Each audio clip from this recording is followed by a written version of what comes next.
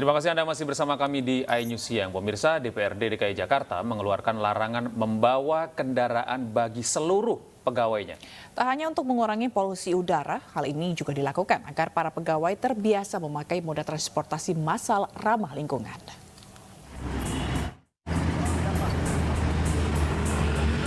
Demi menekan tingginya polusi udara di ibu kota, DPRD DKI Jakarta mulai mengeluarkan aturan baru bagi seluruh pegawainya, baik ASN maupun non-ASN, termasuk anggota DPRD. Aturan tersebut tertuang dalam Surat Edaran Nomor 2023 KS.02.04 tentang larangan membawa kendaraan bermotor ke lingkungan DPRD DKI Jakarta yang diberlakukan setiap hari Rabu.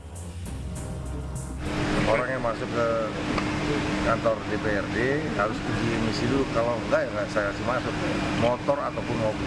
Per tanggal berapa? Ini tanggal 21 kemarin. Sampai kapan? Sampai tanggal 21 Oktober. Pada tahap uji coba, aturan tersebut diberlakukan selama 2 bulan atau berbarengan dengan WFH ASN Pemprov DKI, yakni sejak 21 Agustus hingga 21 Oktober 2023 mendatang.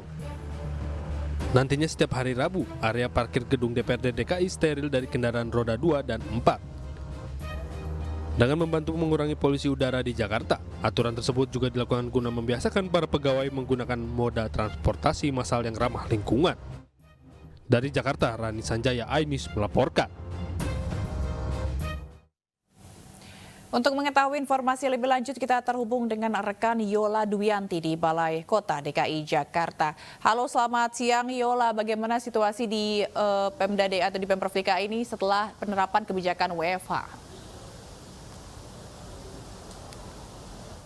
Baik, selamat siang Zila, Gede dan juga pemirsa. Memang benar sekali bahwa per 21 Agustus 2023 kemarin ini Pemprov DKI Jakarta sudah menerapkan work from home atau WFH sebanyak 50%.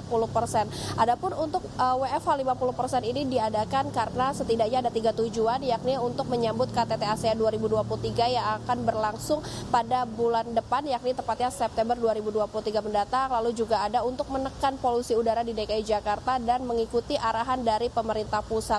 Adapun seperti yang kita ketahui Zila, Gede dan juga pemirsa, bahwa polusi udara di DKI Jakarta kian hari kian memburuk. Bahkan per hari ini saja jika kita melihat di IQR atau aplikasi IQR saja pada siang hari ini AKI di DKI Jakarta ini tercatat sebesar 161 atau dikategorikan tidak sehat. Adapun untuk menekan polusi tersebut Pemprov DKI Jakarta ini menerapkan WFH 50% seperti yang bisa dilihat di tempat kami melaporkan saat ini Zila, Gede dan juga pemirsa, yakni di Balai Kota atau tepatnya di lobi atau di halaman sekitar Balai Kota DKI Jakarta. Pada pagi hari tadi hingga siang hari ini terpantau agak sedikit lengang jika kita membandingkan dengan beberapa pekan lalu atau tepatnya sebelum penerapan WFH ini dilakukan.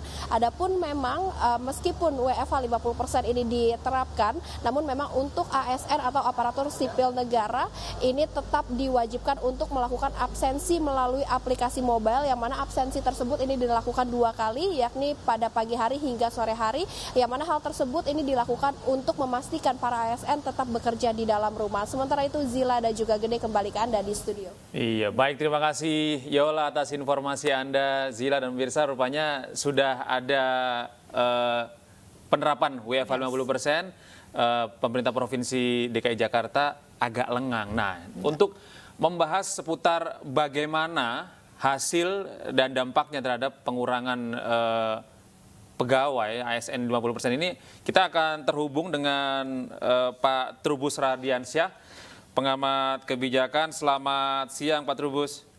Ya, selamat siang Mas. Iya, Pak Trubus, ini kita sudah tahu bagaimana pemerintah Provinsi DKI Jakarta punya salah satu cara.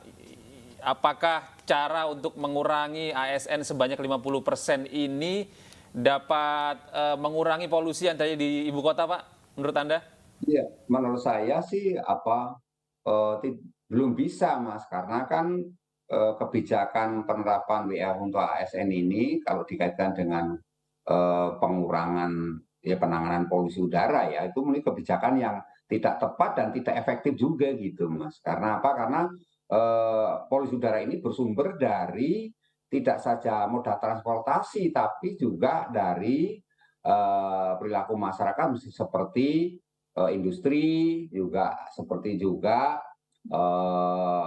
pembangkit listrik, pembakaran sampah misalnya gitu. Jadi yang terjadi kemudian ketika penanganannya hanya pada sektoral ASN, saya rasa juga tidak akan mempengaruhi apa-apa. Yang kedua bahwa memberlakukan kepada ASN untuk WFH ini kan menimbulkan kesan seolah ASN ini selama ini yang banyak menimbulkan ini polusi gitu kan. Jadi ya ada persepsi di publik sehingga seolah ASN ini yang menimbulkan terjadinya polusi, padahal penggunaan moda transportasi khususnya pribadi itu bagi ASN itu tidak banyak gitu Pak. Ya, memang ada tapi jumlahnya nggak terlalu, lebih banyak mereka menggunakan transportasi umum misalnya seperti itu. Sehingga Apakah kebijakan yang harus dilakukan adalah bagaimana penanganan terhadap mobilitas masyarakat, sebenarnya yang penting itu. Ya, apakah ini kebijakan di pemerintah Provinsi DKI Jakarta ini harusnya diikuti oleh kementerian-kementerian yang lain maupun sektor swasta, Pak?